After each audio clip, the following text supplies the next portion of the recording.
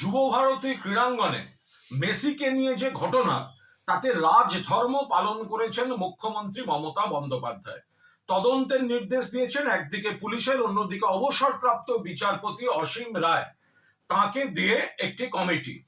এবার রাজ্য সরকার পরপর কড়া পদক্ষেপ নিয়েছে।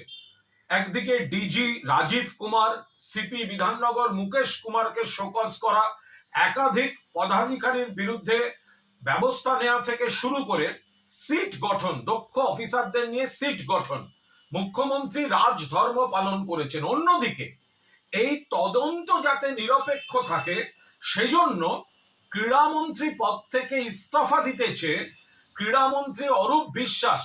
ক্রীড়া মন্ত্রী হিসাবে তিনি ইস্তফা দিতেছে মুখ্যমন্ত্রী মমতা বন্দ্যোপাধ্যায়কে তিনি চিঠি দিয়ে দিয়েছেন।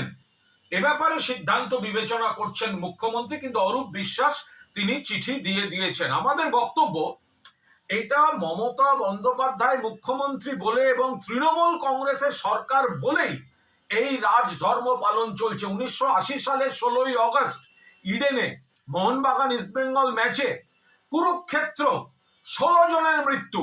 তখন কিন্তু মুখ্যমন্ত্রী জ্যোতি বসু, পুলিশ মন্ত্রী জ্যোতি বসু বা ক্রীড়ামন্ত্রী, তারা কেউ এই ধরনের ইস্তফার কথা বলেননি।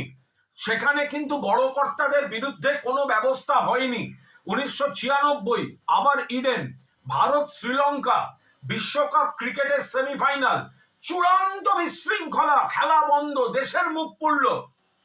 জ্যোতি বসু মুখ্যমন্ত্রী, ক্রীড়ামন্ত্রী সুভাষ চক্রবর্তী, পুলিশ মন্ত্রী বুদ্ধদেব ভট্টাচার্য কেউ কোনো দায়িত্ব নেননি, কোনো তদন্ত হয়নি। একের পর এক খারাপ ঘটনা বাম জমানায়, কখনো ক্রীড়াক্ষেত্রে, কখনো যুবা ভারতীকে কেন্দ্র করে দুষ্কৃতি, আখড়া, জবরদখল, জমি কেলেঙ্কারি, এই সব হয়েছে। কিন্তু আজ পদক্ষেপ নিতে শুরু করে মমতা বন্দ্যোপাধ্যায় রাজধর্ম পালন করেছেন এবং অরূপ বিশ্বাসও এই তদন্তের প্রতি পূর্ণ আস্থা রেখে মুখ্যমন্ত্রী যখন তদন্ত করাচ্ছেন, সেই তদন্ত যাতে নিরপেক্ষ থাকে, সেই নিরপেক্ষতার স্বার্থে তিনি ইস্তফা দিতেছে মুখ্যমন্ত্রীকে চিঠি পাঠিয়ে দিয়েছেন। মুখ্যমন্ত্রী চূড়ান্ত সিদ্ধান্ত বিবেচনা করছেন।